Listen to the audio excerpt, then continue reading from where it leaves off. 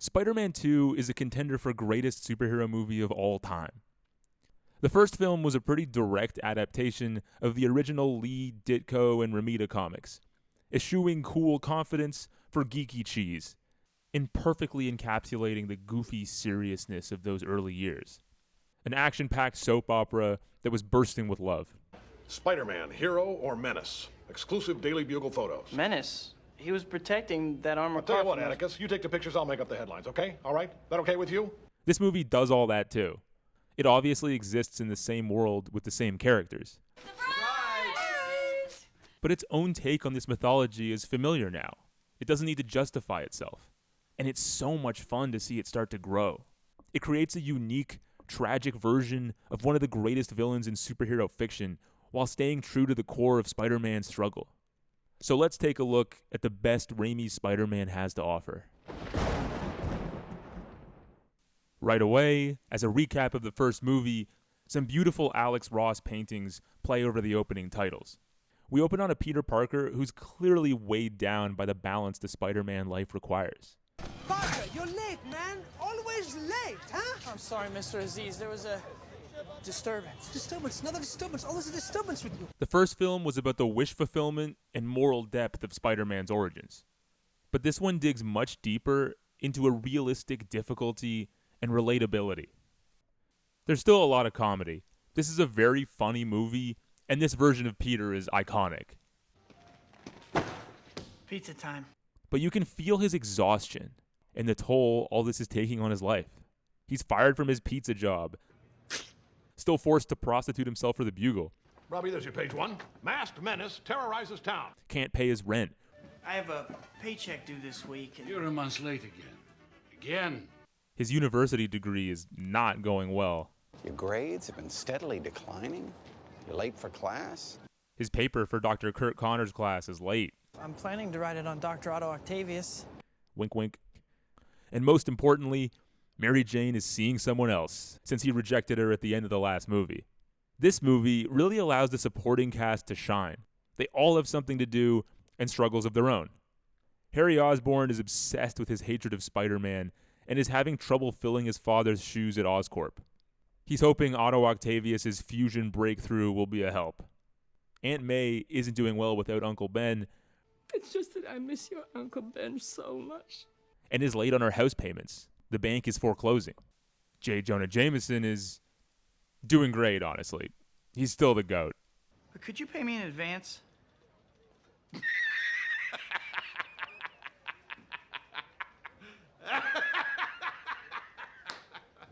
Peter just can't keep up.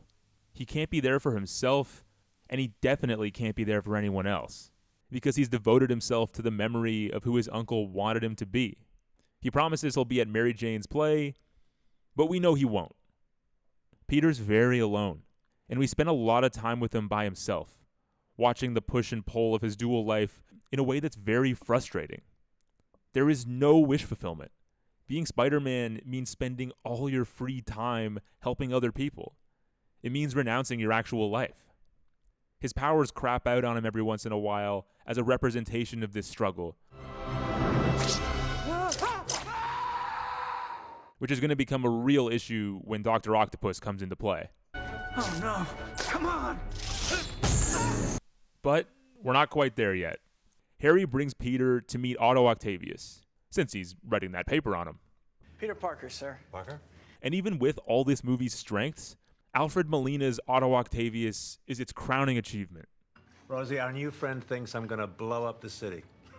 The original Dr. Octopus is just a crazy, ugly scientist.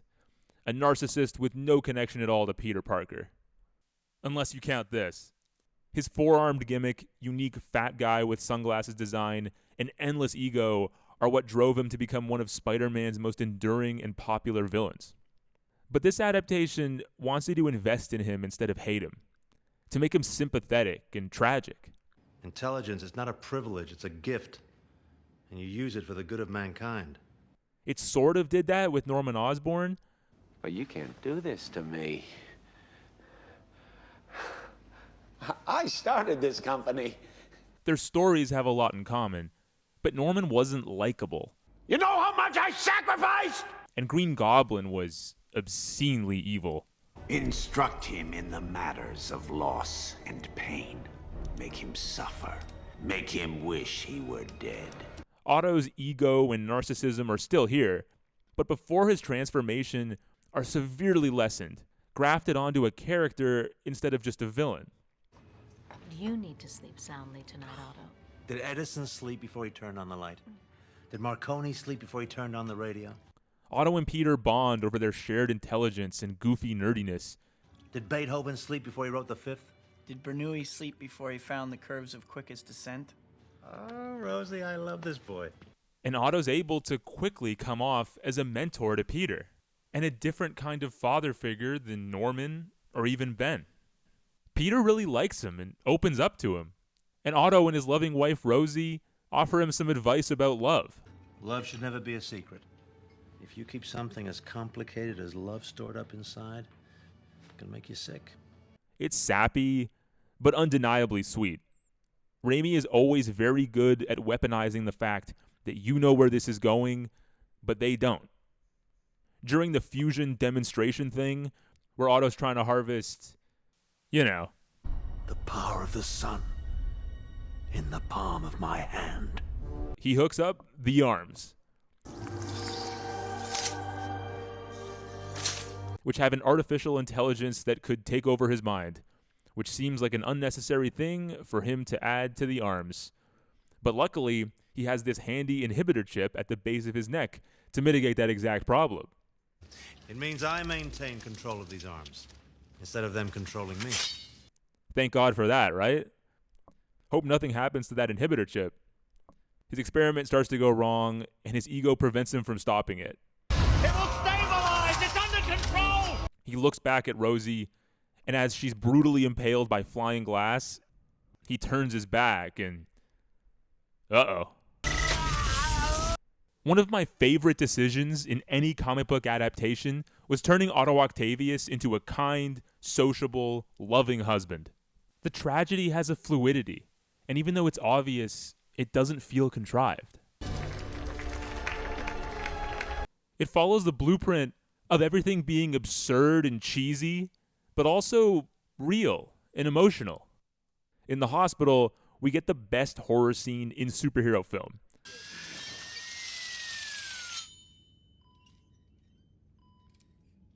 As Raimi flexes his Evil Dead muscles on a gorgeous little sequence of the arms murdering a room full of doctors while Otto lies unconscious. The set pieces in this movie are glorious. A man with 4 metal arms is sold perfectly as a genuine monster, and that's no easy feat. The best superhero adaptations can take a concept designed for the page whose vibe only makes sense if you've read it in context, and make a totally different audience understand with the language of a new medium. The physicality, attitude, and smart updates to this version of Dr. Octopus do justice to the original and allows him to be his own thing. Guy named Otto Octavius winds up with 8 limbs. What are the odds? The AI arms have this snake-like vibe. They even have a mechanical hiss. And they talk to Otto in his brain, which is a bit weird, but it does create a Ditko-esque extension of the concept, an idea that commits hard to a counterintuitive, creative strangeness.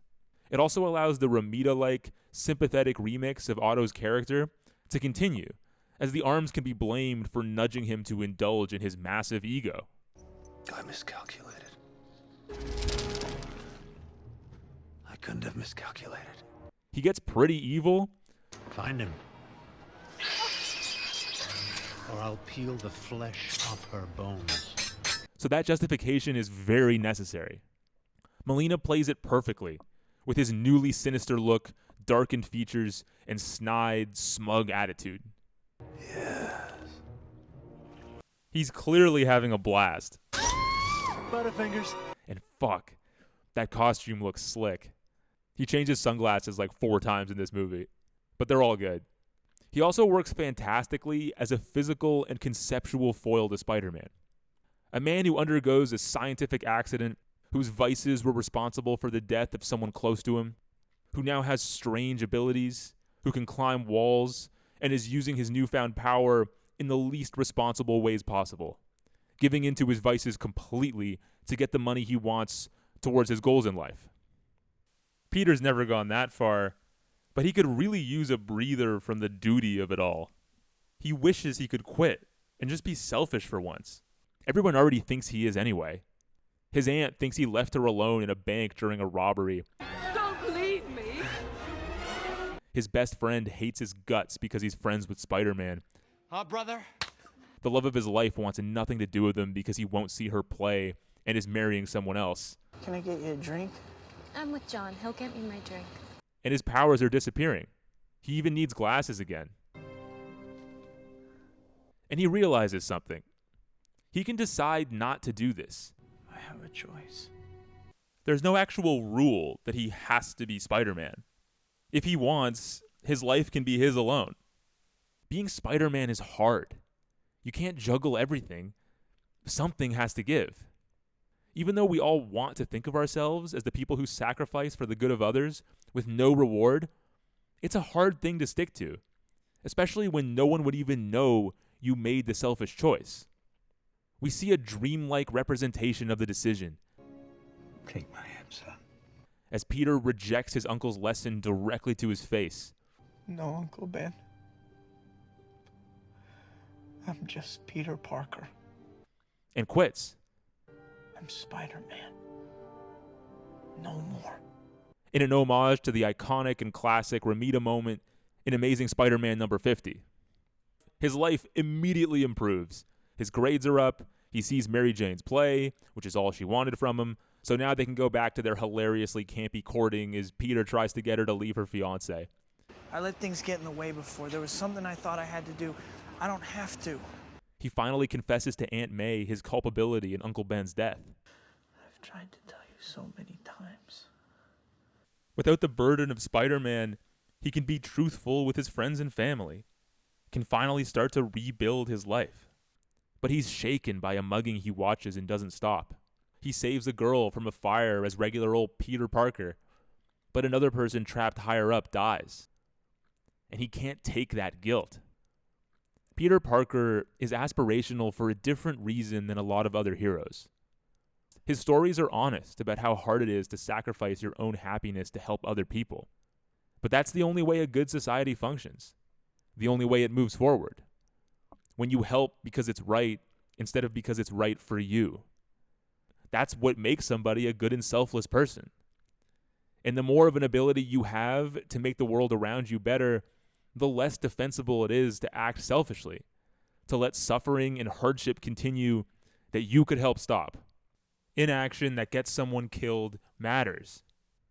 With great power comes great responsibility. So he's back. He makes the choice himself after an amazing monologue by Aunt May that's too long to show you, and affirms that his obligation is not artificial. And unfortunately, that means he needs to reject Mary Jane when she tells him she'll leave her fiancé for him. I was afraid to trust you, but I've been thinking about it. He actually fucks with her so much in this series. I maybe rushed into things. But she gets kidnapped by Dr. Octopus, so put that on pause. God, these action set pieces are so good. Bank robbery into wall climb was great, but the train is the real MVP. And of course, what's best about it is what follows it, as Dr. Octopus breaks the train and leaves him to deal with it. Peter, unmasked, saves a trainload of people who are engaged witnesses to his heroism, joking around with him as he figures out how to save them. Any more bright ideas? I got a few. Yeah. They're scared, but it's obvious that Spider-Man is a known commodity in New York, that they trust him to succeed. They help him inside afterward.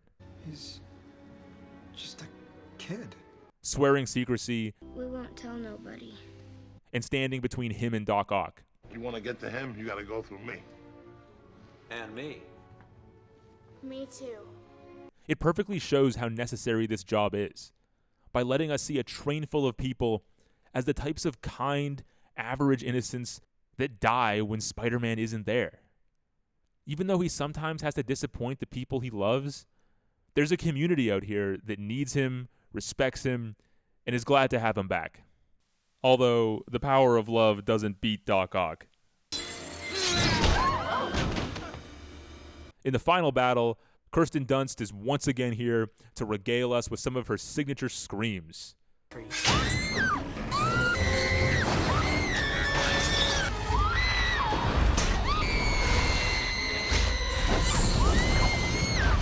And after Octavius gets a quick shock, he snaps back to the person he was before.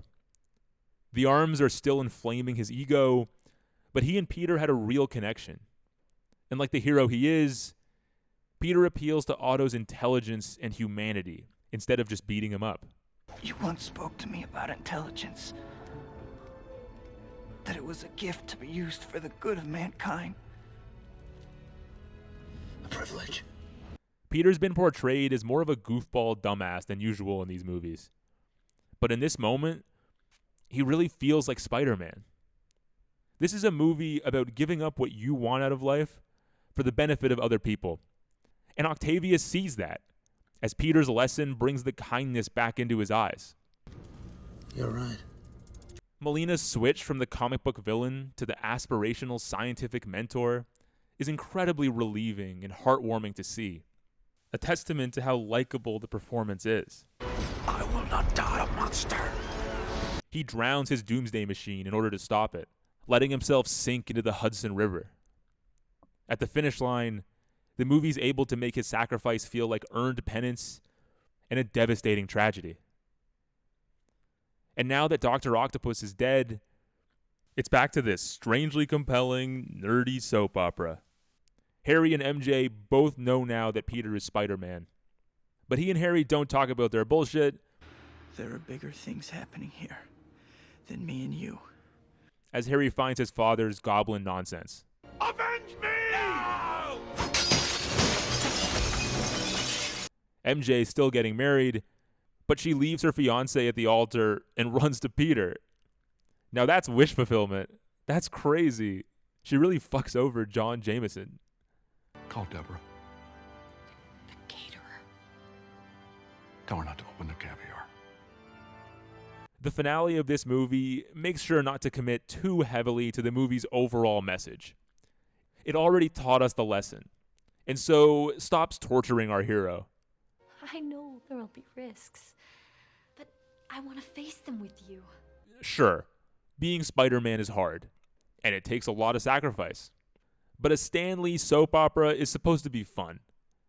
So in the end, he gets to be Spider-Man, and he also gets Mary Jane. What? Were they just supposed to never get together?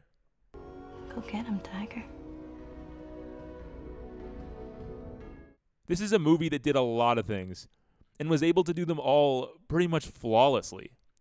It pushed its franchise's story forwards, grew Peter as a character, introduced a transcendent adaptation of a classic villain, and threaded Spider-Man's essence through the whole thing, crafting a story about responsibility and heroism with this series' characteristic, goofy, committed charm.